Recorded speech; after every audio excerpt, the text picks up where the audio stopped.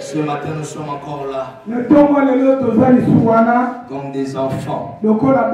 Nous avons soif. Nous avons soif de toi. Notre vie sans toi, ce n'est rien. Ce matin, nous élevons Jésus au-dessus de tous les noms. Pas les noms des pasteurs. Vous savez, pendant que nous sommes en train de prier, la première culte, qui n'a sakoli makasi. La première culte, n'a sakoli makasi. Mais pendant que nous sommes en train de prier, le Seigneur est en train de me dire ceci. Ça, c'est le temps de jugement. Le Seigneur va te venger. Et il va juger tes ennemis. Parole de l'Éternel. Vous savez que nous avons prophétisé la première qu'il était terrible. Amen. Nous avons dit des choses par la grâce de Dieu. Pendant que je priais pour la parole, le Seigneur me dit, va frapper les serviteurs. Parce que beaucoup de serviteurs se sont joués de la grâce de Dieu. C'est la prophétie, ça vient de Dieu. Je le vois dans mon esprit. Le Seigneur va nettoyer l'église. Je le vois dans mon esprit. Je vois un grand homme de Dieu tomber. Je le vois aux États-Unis. Je vois notre pays, notre chef de l'État. Je vois un coup d'État raté. Je le vois dans mon esprit. Le Seigneur me dit prier beaucoup pour le Congo. Dans les jours qui viennent, ne mange pas l'argent en désordre. N'épargnez pas trop les francs congolais. Dans les jours qui viennent, je vois ça clairement dans mon esprit. Je vois une présidente. C'est dans un pays d'Europe. Dans les jours qui viennent, vous allez les voir. Quand vous verrez ceci, sachez que le Fils de l'homme n'est pas loin. Beaucoup d'hommes de Dieu ont pris la grâce de Dieu, ils l'ont foulé par terre. Voilà comme un signe, un des noms de Dieu ici dans notre pays. Il était élevé, mais le Seigneur veut le châtier. Le Seigneur veut les châtier. Le Seigneur veut les châtier. J'ai vu Lubumbashi séparé. J'entends des cris de balles à Lubumbashi. Et je vois beaucoup d'accidents sur la ville de Kinshasa. Le Seigneur me dit, prophète, parle à l'église. Dans cette première semaine de cette année 2022, le Seigneur vous fera grâce. Vous allez posséder, mais par miracle. Et le Seigneur me dit de vous dire que les gens marchent dans la voie de Dieu et selon la volonté de Dieu. Pendant que les gens vont croire que c'est fini Corona, que ça ne tue plus comme ça tuait auparavant, c'est pendant cette période-là que je vois la Chine et les États-Unis libérer un fléau plus puissant encore que le corona. Le Seigneur me dit, fils de l'homme, dit à l'église, il y aura des gens qui n'aiment pas la prière, mais ils vont prier. Parce qu'il y aura des malheurs. Les gens vont chercher l'église. On cherchera les hommes de Dieu. Je vous dis comme un prophète. Je vous dis comme un prophète. Ma soeur, tu es là, tu es en train de m'écouter. Arrête avec cet homme d'autrui là. Vous êtes dans ces rangées. Arrête avec ça. Arrête avec ça. Le Seigneur me dit expressement de dire à l'église, les fleurs vont frapper. Seule voie qui va nous aider, c'est la repentance sincère. Pendant que je prophétise là dans mon esprit, Dieu me ramène parmi les gens, il me dit, voilà l'orgueil de l'homme. On ne veut pas prier. Mais fils de l'homme, il faut leur dire, le temps est arrivé et elle est déjà là. On cherchera l'église. Quand je dis on cherchera l'église, on va entendre ça même dans des communiqués. Les ministres, les gens élevés politiquement. On va chercher les hommes de Dieu. Il est temps maintenant. Le Seigneur m'a dit, il va montrer l'hypocrisie de l'homme. Les gens qui sont dans les loges, ils ne vont plus se cacher. Ils ne vont plus se cacher. Quand vous verrez ces signes s'accomplir, souvenez-vous que l'Éternel a parlé de la bouche de son serviteur. Le temps est arrivé. Chacun va montrer sa position. C'est ce temps-là, celui qui a Dieu, qu'il évoque son Dieu. 2022. Vous allez encore entendre des turbulences. Priez beaucoup pour le Congo. Je pèse bien mon mot par rapport à ce que je suis en train de dire. Si nous ne prions pas, ils le risqueraient. Je suis en train de voir ça janvier, février, mars 2023. On reconnaît un prophète quand il dit quelque chose et la chose arrive. Je vis des troubles. Je vis des gens en train de fuir. Mais dans les camps des enfants de Dieu, je vis la joie. Je vis la lumière. Je vis la paix. Le Seigneur va vous donner, mais dans des turbulences. Vous serez bénis, mais dans des turbulences. Arrêtez avec la distraction. Arrêtez avec la négligence. Arrêtez avec ça. Ainsi a parlé le Seigneur. Le Seigneur me dit, il s'appelle Jéhovah Rapha. Il a guéri les maladies maintenant.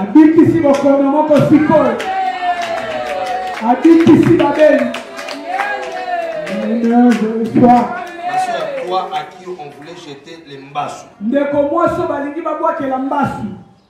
le Seigneur t'a épargné de ça.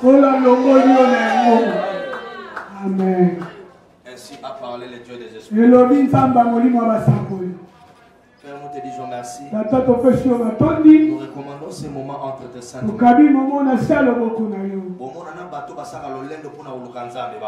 Amen. Amen. Parce que vous avez un sort qui est délété. Seigneur, parle-nous. Édifie-nous. Console-nous. Ton instrument entre tes saintes mains. Qui est un Père qui nous donne des repères. Qui nous communique la vie. Tout ce qui n'est pas de Dieu. Les annoncer cannabis. Au nom de Jésus. Nous avons ainsi prié. Amen. Nous sommes debout. On peut acclamer.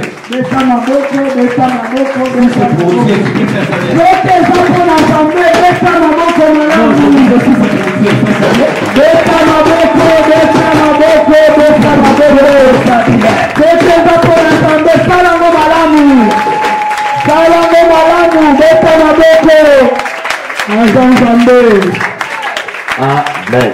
Amen. Il est 11h. Avant l'eau, la fausse à la bière. Amen. Hein? Amen. Oh, aucune l'eau là. Aucune l'eau là, pas célibataire. Ah, na c'est matinée qui est mission, matinée qui est au fonctionnement. Non, non, voisin, je vais m'en on a l'eau là. Quand vous priez, dites notre Père qui est, que ton nom soit sanctifié, que ton règne là-bas au ciel. Yo zala kuna me règne na yo ba mona mona vie na nga. Amen. Tout ça parole. Cette année il faut simba. Il faut témoigner. Nous allons nous la méditer. Nous allons nous sapwa et lata. Zoto. Mais vous sakola to sakola la biso. Amen. Amen. Ata pareil on a outil voyage ba kabel biso. Les appareils à $700. Et bah kabel biso pour la prophétie. To sakola. Amen. Chantal Kanda et mission na kendele na papa masé. Mais vous sakola ezala ngwa. Amen. Mais na lingi nanu accomplissement. Amen. La prophétie peut tarder. Hein? Dieu nous dit d'attendre un peu. Mais quand même, il dit ça s'accomplira. Ça décourage un peu. Amen. Amen.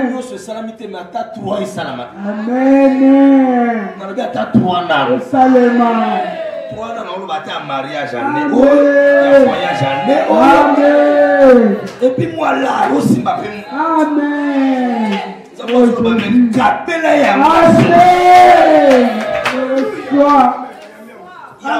Il faut payer sa prémisse. Il faut payer sa prémisse. Pourquoi? Parce que nous avons pas Amen. Soki muta azwa ko pesa premise nzamba okanga mishu na ya mona libala na ete amona mbongo na ete Abraham matina Isaac mazomo na beliete mais tant kaka poser action ne beli a monani hein amati penzana Isaac yo mona kram ozuba koni boche wana o mona ntaba bakalia na te c'est-à-dire nzamba otika biso to yanango. Parce que Dieu veut voir la disposition de ton cœur. Psaume 50, Nzamba liaka dollar na yote. Alubina Psaume 50, sona na nzala na usenga na ndaku na yote. Nzamba za poli ana posa ndaku note, ana posa mbongo na yote. Mais quand il te demande, il veut vérifier si tu respectes ses principes. Si tu as la foi. Trésor à bien. Que votre cœur ne se trouble pas. Amen. Jésus-Christ.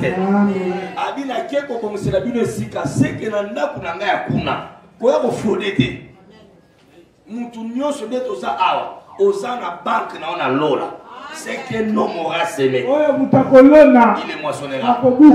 Dis-moi qu'est-ce que tu veux récolter. Cela dépend de la qualité de ce que tu sais. Atala biso moli moto sombele mutuka ya sika 00 mutuka sika 00 na basile na télévision ne sachant pas que na voyage on a zo kende ba miracle olandanga agogo. Na épargner batu ba scandale ya makamu nzamba sali nzoko loko nzamba ko peso na 10 ans nzamba ko peso na 2 jours et loko zo luka ezana mo musika na hotel mais yonde to sana parce que tu as fait cela je te bénirai, je le jure.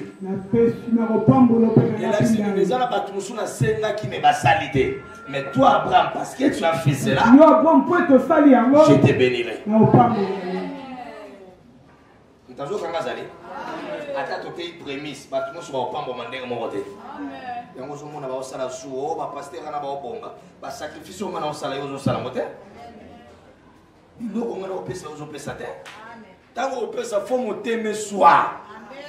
So nzamba muni ya mon frère biloko lo sto pia nzambe et ozongelo fois ça. Amen. Parole de l'Éternel. Atikala nani nga mutute. Pendant que j'appelle, pendant que j'appelle mon père, dans des Isaïe, il va nous appeler, il va nous parler pendant 50 minutes. On attend le Seigneur. Que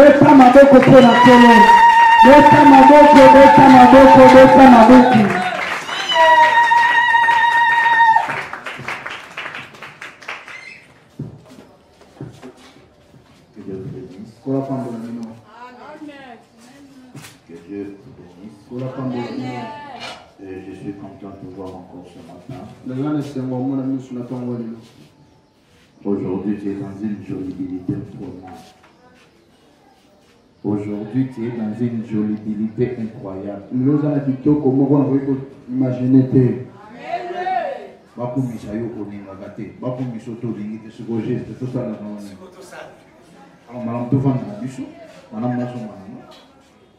Je te bénis. Je te salue. Je te salue. Sans plus tarder, nous commandons nos Bibles. J'ai que juste un verset. Je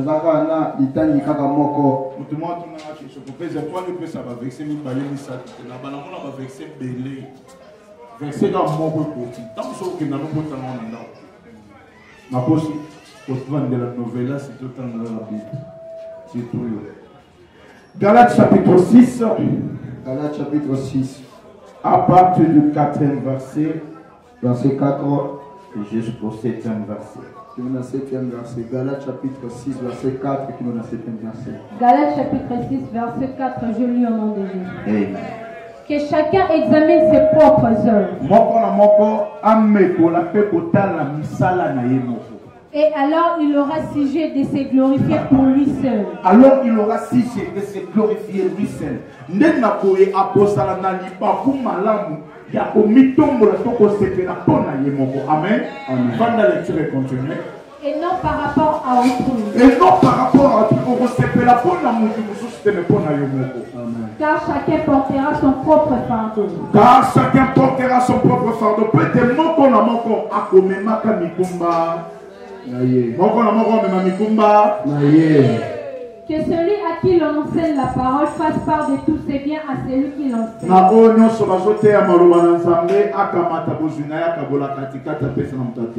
Verset 7. Ne vous y trompez pas.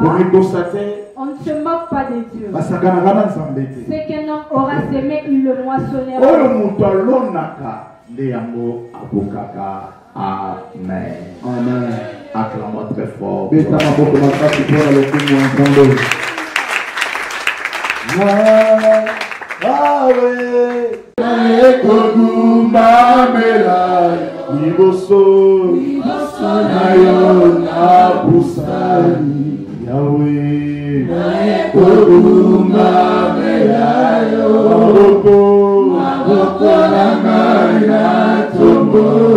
Yahweh Papa, Koduma Melayo, Ema Yahweh, Yahweh,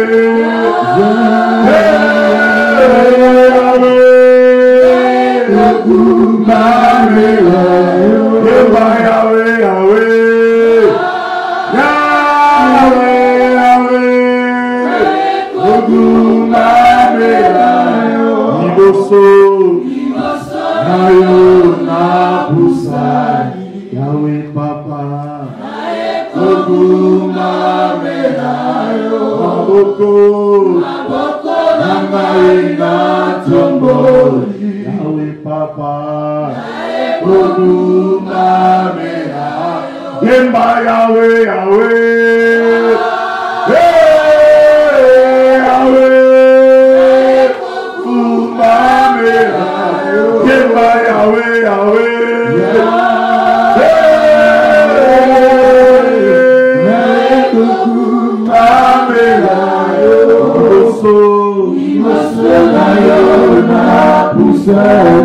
Yahweh Papa,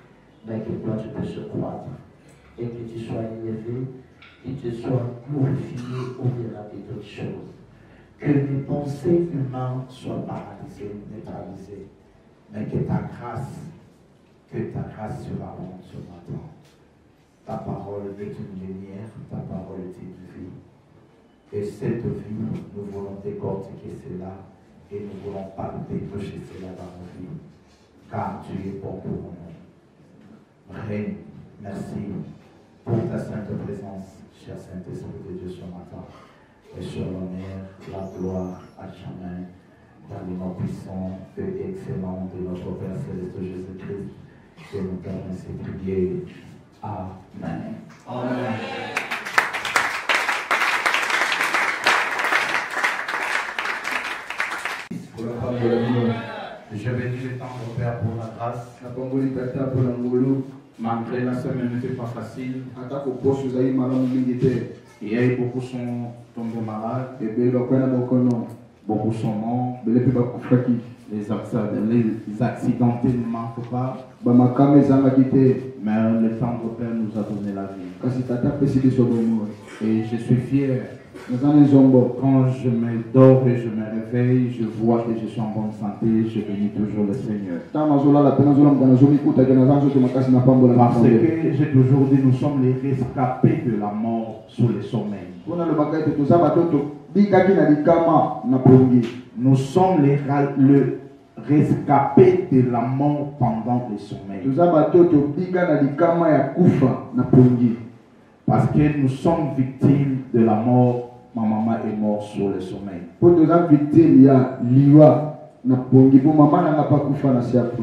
Elle est entrée dans la chambre, elle a prié. Elle a monté dans son lit. Elle est dormie jusqu'à nos jours. Elle ne se réveille pas. J'ai toujours dit, il n'y a pas un sommeil d'un président et le sommeil d'un pauvre. Tous sont les sommeils. Les pauvres dorment en train de somnoler. En train de somnoler. Le président, le roi dort aussi en train de somnoler.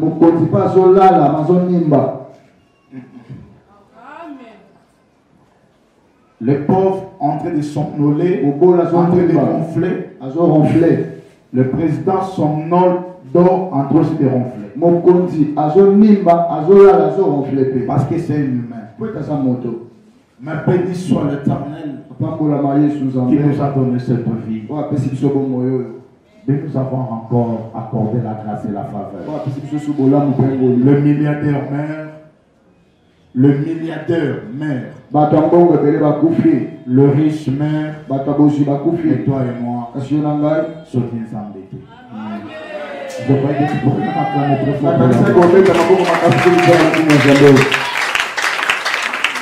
Je bénis aussi mon petit bien-aimé. Que le Dieu de mon appel te bénisse encore. Je t'élève encore. Si tu te souviens encore les jours de votre consécration, avant que je prie pour toi, pendant qu'on faisait le tour, vous savez dit Joseph, vous êtes un minéralement. Tu n'es que dans le début. Il y a encore le chemin qui est là. Je serai fier. Même si l'homme moi Qatar, je ne puisse pas arriver. Et si toi tu arrives, tu apporteras ce que nous on apporte. C'est un péché, c'est un mauvais d'empêcher l'enfant puisse progresser. Parcourir le monde. Même à tel chose ceux qui ne sont à 4 coins à Congo, Amen. J'ai la grâce de fréquenter quelques pays. Le pays d'Afrique, l'Europe, je n'ai pas encore eu l'occasion. Et que 2023, tes pieds foulent l'Europe.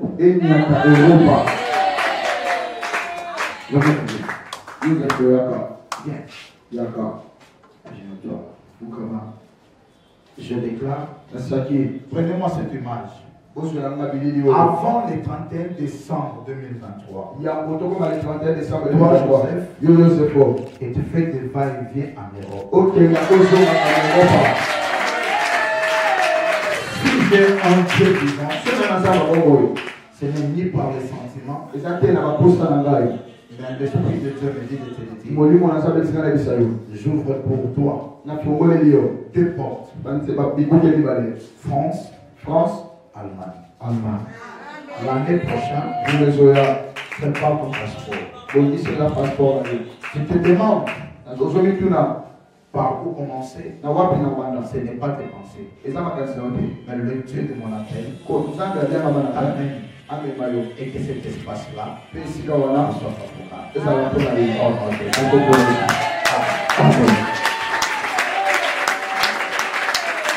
Peut-être que vous venez en retard. Nous venons de lire la parole de Dieu dans Galates chapitre 6, le verset 4 jusqu'au verset 7. Je relis la Bible au nom de Jésus. La Bible dit ceci, que chacun examine ses propres œuvres. Que chacun de vous puisse examiner ses propres œuvres. Et alors il aura sujet de se glorifier. Pour lui-même, pas pour d'autrui. Car chacun portera son propre fardeau. Ça, c'est le verset 5. Car chacun portera son propre fardeau. Le verset 6, la Bible dit que celui qui enseigne la parole fasse part à tout ce bien qu'il enseigne la parole. Le verset 7, la Bible dit ne vous y trompez pas. On ne se manque pas de Dieu. C'est que nos morations, il est moi aussi. Parole 17.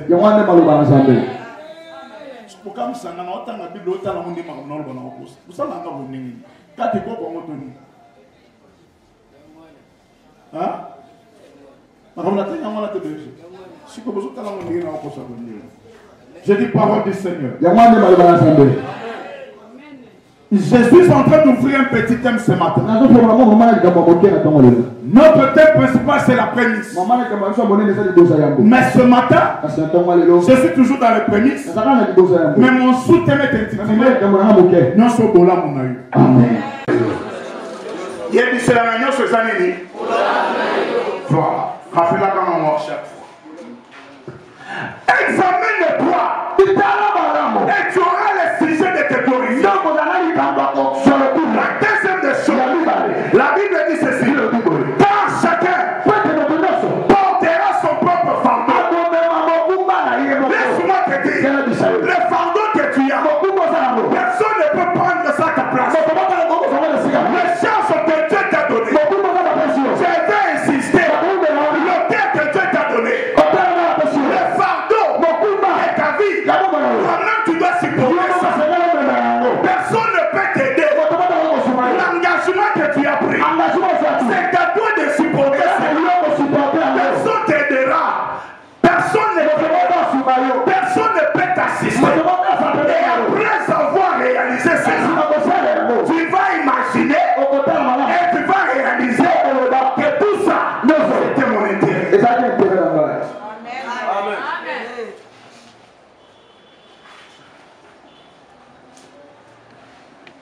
Je saute le verset 6 et je lis le verset 7. Attendez verset 7. Ne vous y trompez pas. On ne se moque pas de Dieu. C'est qu'un homme aura semé, il le moissonnera aussi. Matin, il y a non, prêche-moi le Solomon. Pour nous clôturer matin. Et c'est là qu'il y a un homme de Dieu, un évangéliste de bonne nouvelle. Il s'est décidé d'aller à l'Équateur pour aller évangéliser. Gagner les âmes. Chemin faisant,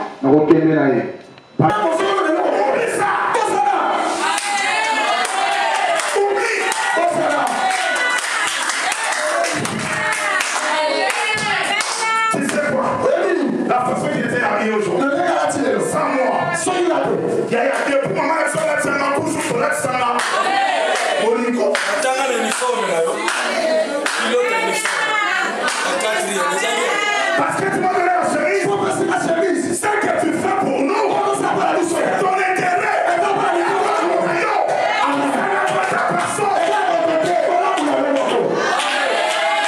Je pas été que faire.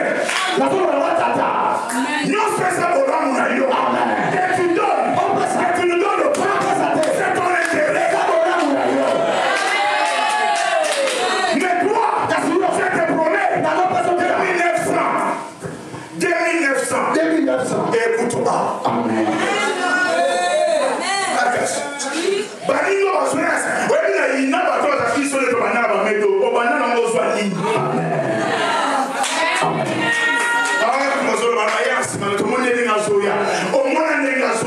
Et après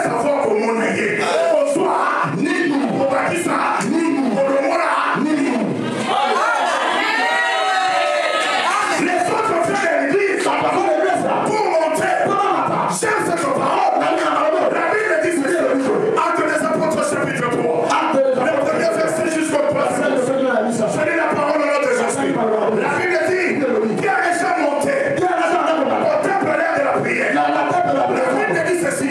Pierre et Jean montaient dans l'église. Nous ne partons pas à l'église. Nous n'allons pas à l'église. Mais à l'église, on monte dans la Dakar. À l'église, on monte dans la Dakar. Pourquoi? Parce que nous devons quitter la vie de pasteur pour avoir la grandeur. C'est ce matin. C'est bien fait. Permettez de la paix.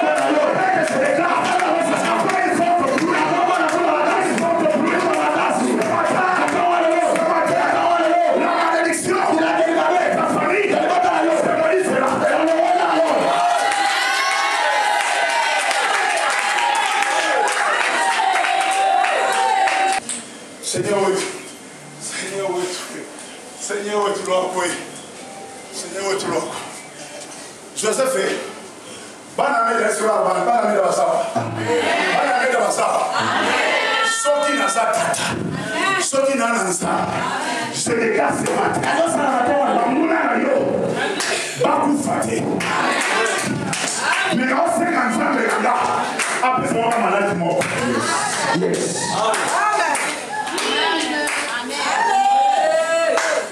j'insiste la seconde de la boule pas vous fatiguer mais ça va faire son malade mort ça va faire son malade mort la caisse pour tout n'a pas que soit tout n'était la caisse pour tout n'a que soit tout n'était pourquoi la pour tout n'était sur n'a pas ça la zone là d'ailleurs matin on a dit on te fait ça non tu peux pas voir ça faut son micro la porte c'est quelqu'un encore la voix ça le cœur de mon alliance ça va pas dans la mais je prie à mon Dieu et donner la maladie à tes ennemis. Quelle est cette maladie? Quelle est cette maladie? La maladie des ventilateurs.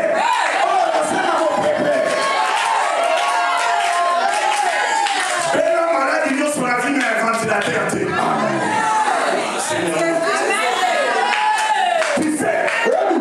Je crois que nous allons clôturer le mois le 5 février, n'est-ce pas? Je déclare ceci. Les jours que je vais clôturer, après mon passage ici, je déclare. Tu sais quoi? Ventilateur. Étant dans l'année, on va est-ce que moi, ça peut être ventilateur, bâtir à moi. Bâtir à moi. Ok, je peux sortir en ventilateur chez moi.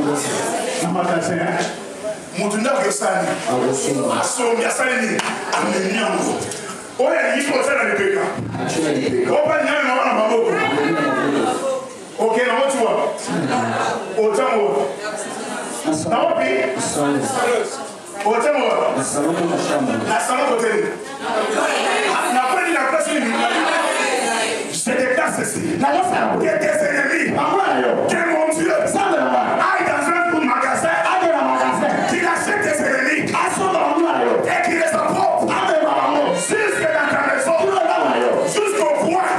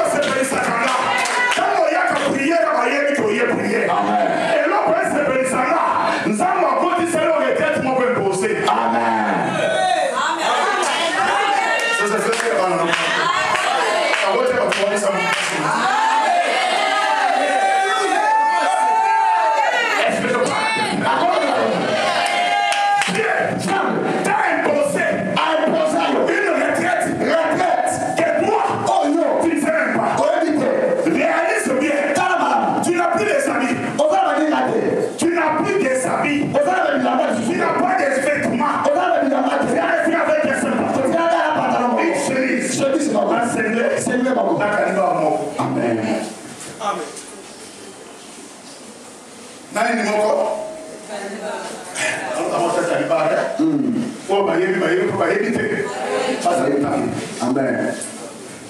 Une retraite imposée. Dieu pour donner l'occasion à ceux qui se moquent de toi d'avoir les arguments. C'est que les gens se moquent de moi. Ils doivent avoir les arguments. Mais les arguments ne sont pas beaucoup. Ne sont pas nombreux. Il n'y a que toi.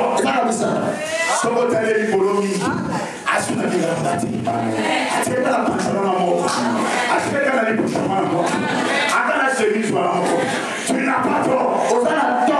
Dieu t'a déjà cédé à son maillot. Mon Dieu t'a transformé à mon maillot. Un ventilateur.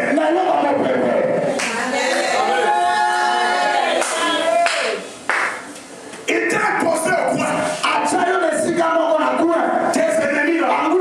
Tu les as imposés au coin. Quand tu passes, tu n'as pas notre avenir de passer. C'est juste cet avenir. Tu dois passer juste ce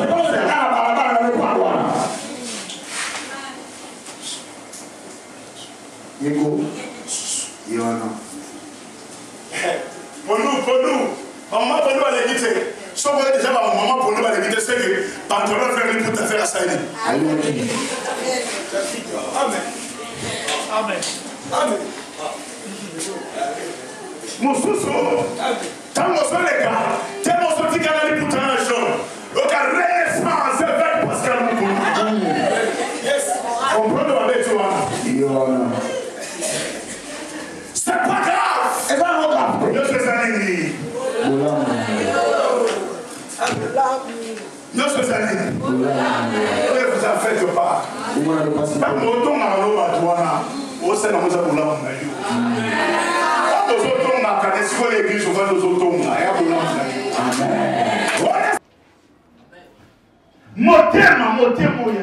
le terme est le centre de toutes les choses. Qu'est-ce que la maman s'est dit? Le corps la pasteur du monde a sabatouillé, n'a pas merci. Alors, quand on l'a mené à mon reçu qui s'allie. On y a vu battre sur la vie, on a eu l'occasion de lire. Amen. Le on a besoin de tomber comme il était non te comme Matthieu simple n'ingé ça. Bah que belé na vie bah il n'a eu à l'occasion de rien. Il y a moi un sang nous sommes il nous appelé pour olatino monatibo. T'as besoin de combien $20. Amen. Soit bien ni bah il est là yo. Et le qu'on a les gens moi à cato ya tombola. Soko la jambo. Yeso pas qu'on a mon foot ingi. Amen. Amen. Alors cette femme, elle s'est dit en elle-même, cet homme de Dieu, je vais le prouver. Le jour de le bénir, maman Oyalam Askalingi Maki, Azuina Mapa, Nakata Makatinini, poisson.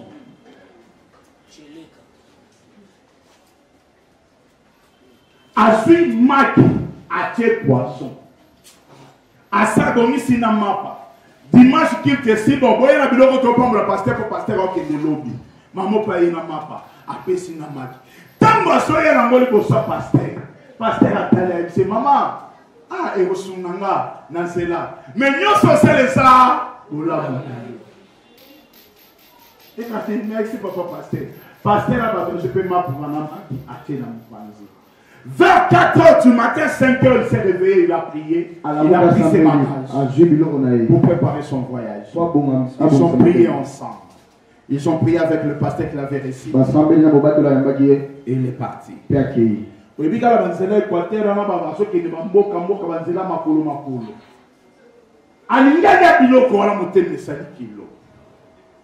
Yaya, si ton cœur te reproche de quelque chose, n'est pas toi.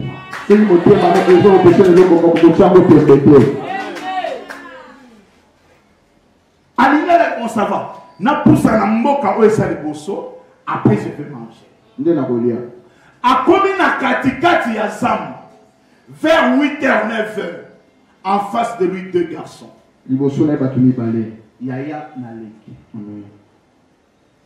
Amoni le kazole. Bosa banante.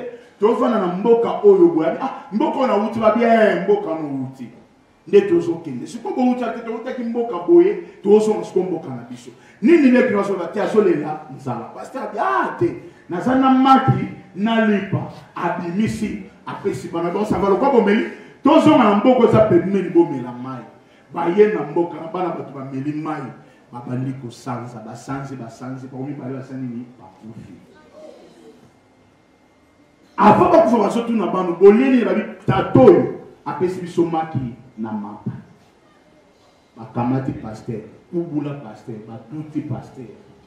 Pasteur oruta peut na uti na mboko oyo. Tokozo exemple kwa mboka mwezo lokola neti na mapena. Amen. Amen. Ça va. Je pasteur na bibembe bazongi na mapena. Tamba komikuna. Habite na oteke pa pasteur. Pasteur. Tala pasteur oyo abomi bana batoni. Batombuka.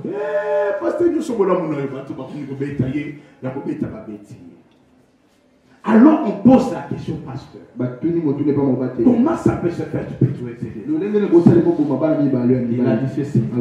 Je suis innocent. Chemin faisant, j'ai vu ces deux garçons. En train de pleurer. Ils étaient en famille. Je les ai juste aidés. Après avoir mangé, ils ont commencé à venir. Baliaki Ning. Habitez. Mapa na maki oyo mama no moko église apesaki na tango bazobeta bato wa mama pasteur wana mama wana payaki na maki na mapa azosali azobeta pasteur a sens nanu a vérifier et ça se moninga nyonso oyo bolamu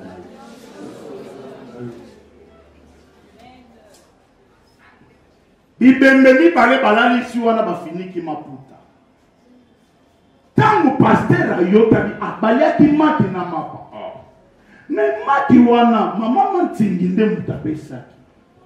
Tango okende bafongola maputa ya bibembe bana ya mama wana.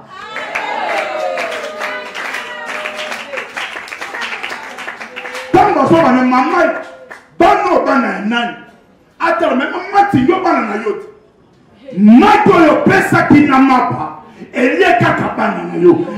aimé dans le Seigneur, ne se montre pas que tu es un homme rassuré. Il est moissonné. Tu peux te mettre à ce premier. Tu sais ta premier. Qui a semé, il plante une aile. Tu peux récolter ça. Si tu sèmes la haine, tu vas récolter ça. Division, tu vas les semer. Tu vas les moissonner. Si tu sèmes la mort, tu vas récolter la mort. Si toi tu pries, tes enfants vont le subir. Les erreurs que toi tu as commis, tes suivent. Tes enfants, le Dieu du ciel, puisse les payer. Quelque part, la malédiction de ta vie. On sait que les hommes ont fait, ils peuvent pas commis des erreurs. Lui-même, il se payer ça.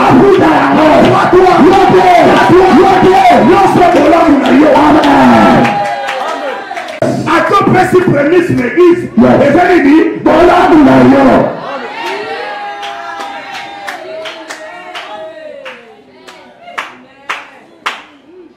tout ça c'est ton bien, c'est pour ton intérêt.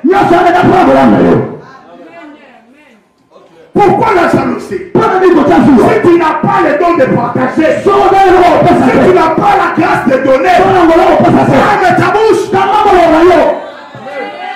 Attends la prophétie, attends la prière. Après savoir persévérer, après avoir démêlé, la Bible dit ceci dans Luc chapitre 1, le verset 80. Je lis la parole au nom de Jésus. La Bible dit ceci: or l'enfant croissait et se fortifiait l'esprit, et il demeura dans le désert jusqu'au jour où se présentait devant Israël. Amen.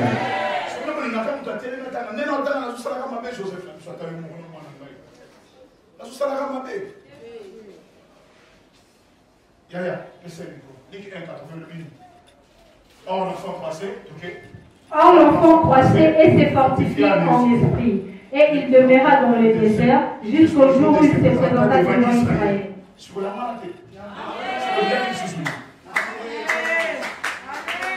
Demain dans le désert, ceux qui se moquent de toi ne se moquent pas vraiment de toi.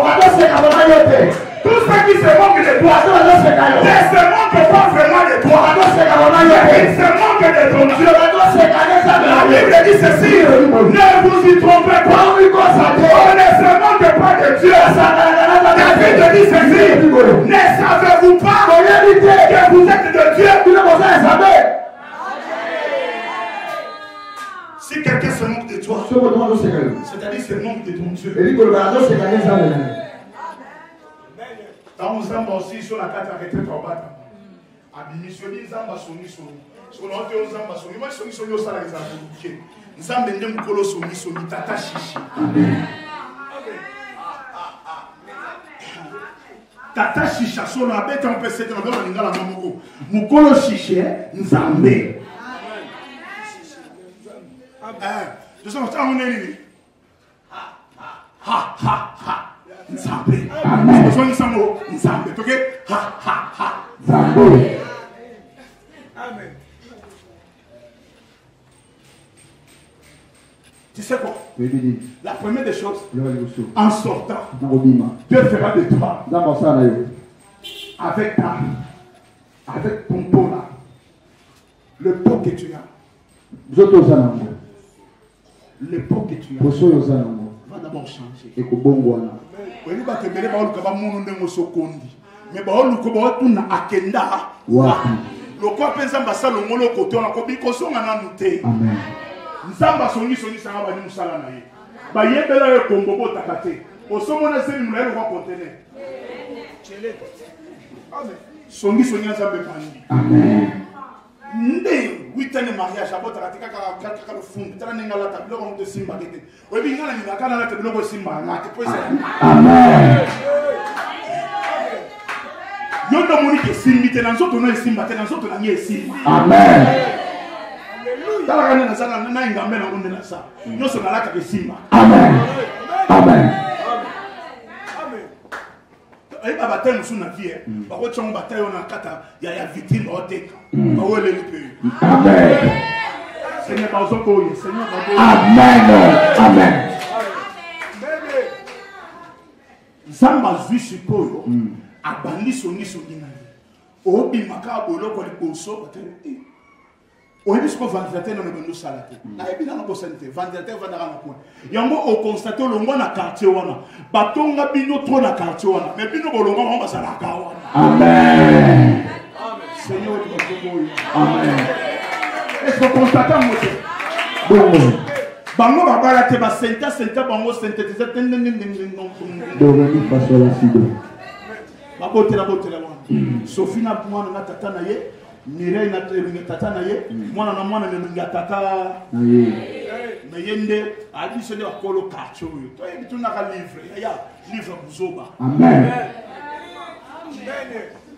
Parce que nous tuna conseil na mutu asamata. Amen. Ah ça je te le dis. On a eu la grâce de suivre un bon parcours. Dans le bima on a bien mon passé. Quand on lève, bonjour. Bonjour. Vous voyez, c'est spécial, là, son isonien ensemble. Bon, on est sur le sol, on est sur tout. Amen. Amen. Ce qui fait. Il y a depuis que il y a des lombas, on a approché. Il y a orange, il y a fait. En changeant, il y a été. Comme si on devait on voyait écouter. Une semaine après, voiture et côté à la balle, on a été. Jeep. Ah, Seigneur. Jeep, nous sommes côté à la balle, amen. Bango va fandi. Amen. Quand on va sortir dans les bino. Bien, de vous bonne peu. À comment chauffeur, vous évitez.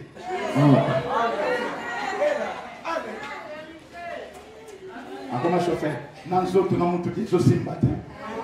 Oui, mais nous avons dit que nous avons songi songi. Nous avons place pour ça dans laquelle on va punir.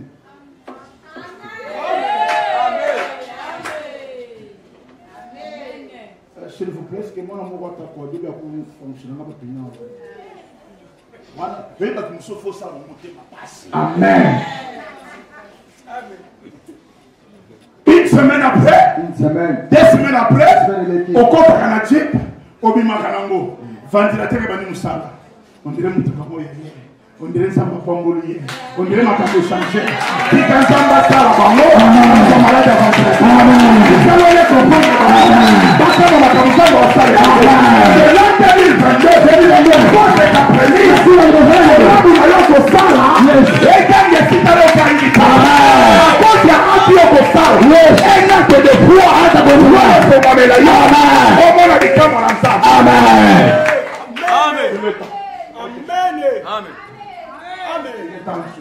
Amen. Non. Tout ce que tu fais, c'est pour ton intérêt. Et d'après je suis sur mon ligne, je suis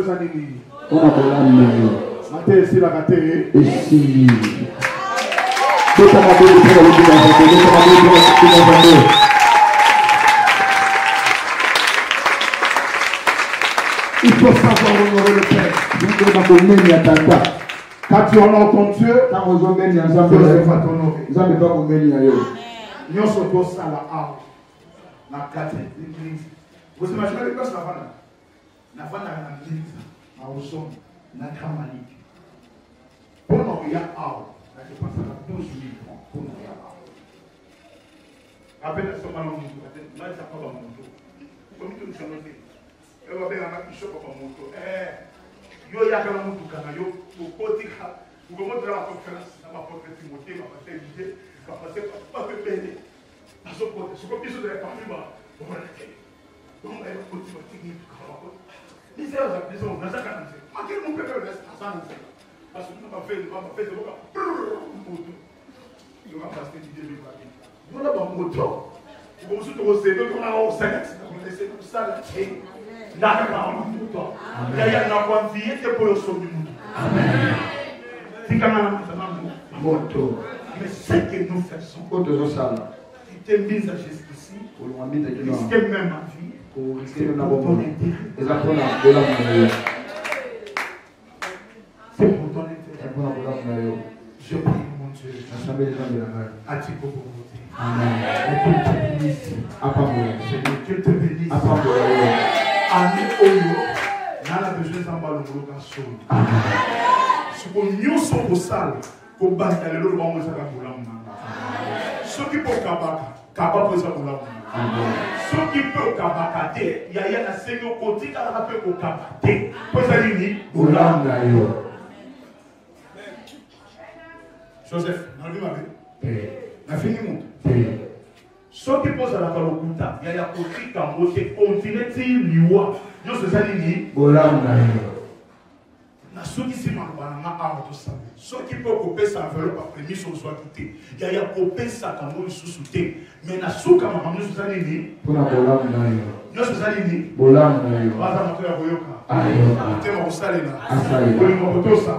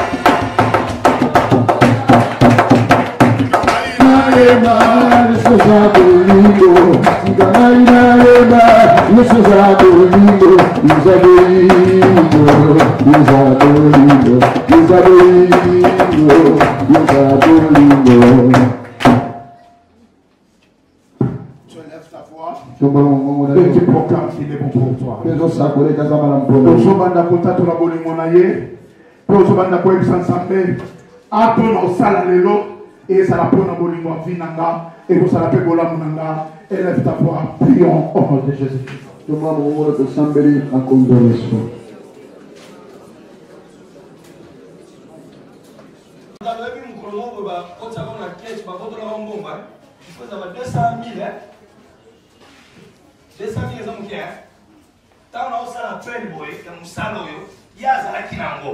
Mais le rôle de coopérance, avec au financement de CT, au financement de mastic, à cause de la quête à taxi, par le même côté pomme soignée, par contre les blocs là, tout.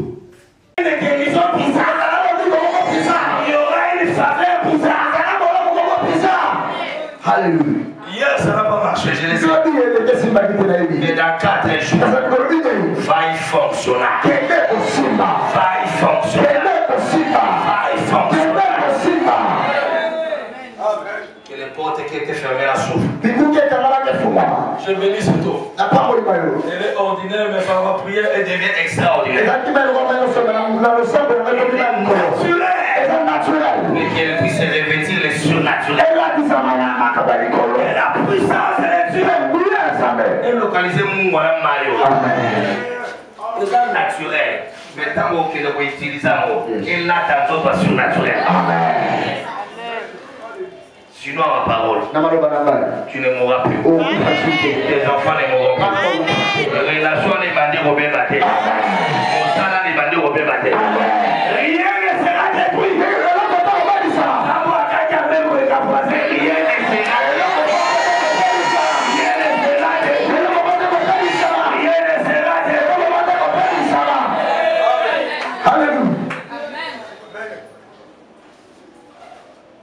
sera les sous-soutés. Amen.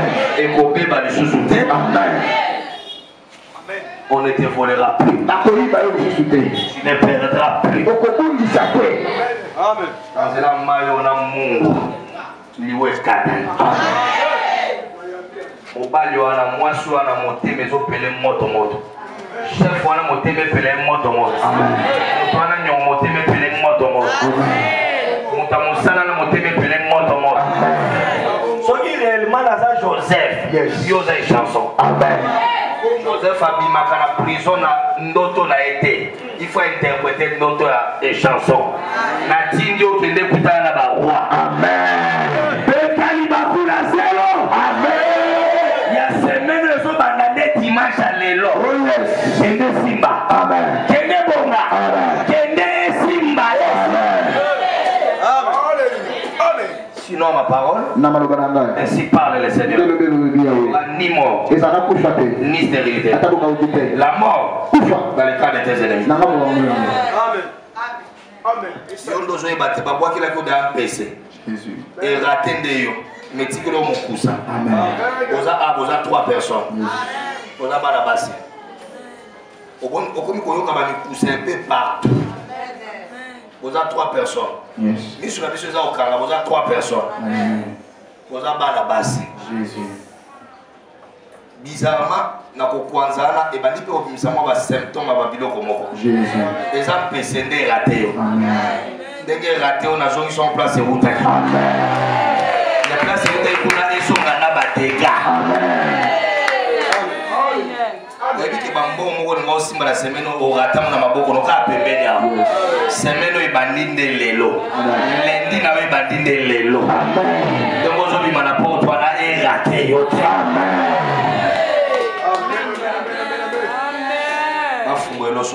Amen. Va pesa osoko sengi. Amen. Va sala obola osoko sengi. Amen. Nous avons commencé na yo. Amen. Seigneur, honore ma parole. Papa, honore la parole de ton serviteur. Dans 4 jours, qu'il témoigne.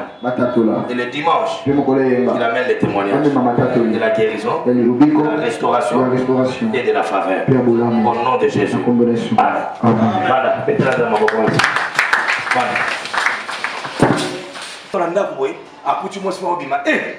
Ozongi avant boyende to la zongi azana groupe azolanda na témoignage na zopesi na bombi kombo na akuti moi si moi ça paniqué tanga paniqué ana gode go ya désert mobala moni sous-vêtement na ya noir na ba poche mobala bando calculer ya mo prophète yaki na mombele o to ya kite na mombele na yebi kuna te atune okena ngwa Ote, nangana sukola, mon son to ko sa, abeta non. Mobali ana ebise te kakende pa nganga nzambe. Aibise na uti pa nganga. Ba ebise na pe uko kinda nganga. Ngape na mona banganga. Obi ka ntire moshana. Oti pa nganga bien, ndena moni souvent okende na ko pe pa nganga. Abi nganga te tata za ka chef coutumier.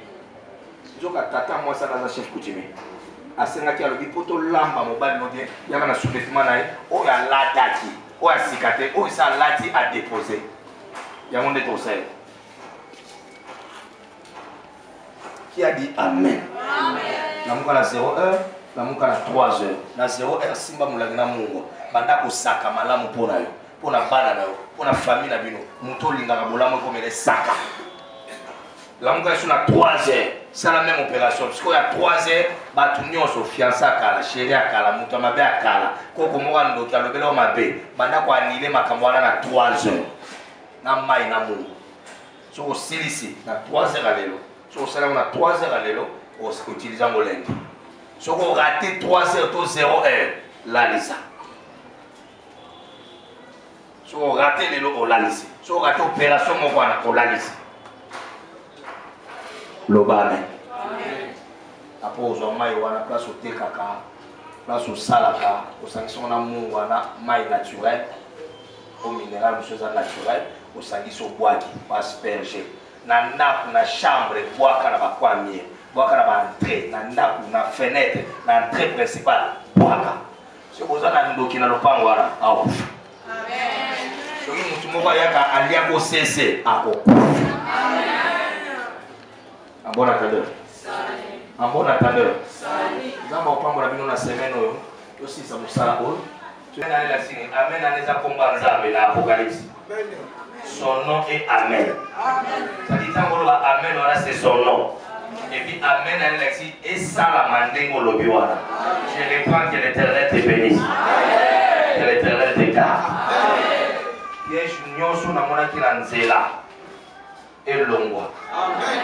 Yoko nyata malade bosalori. Et loko nyos bakane lio ya mabe.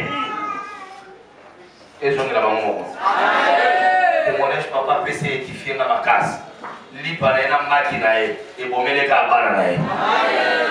Nyoso to sali lelo. Yo bukamo. Bana no be ba bukamo. Ma koko no be ba bukamo. Daba to za la pembe no ba za la bénéficiaire.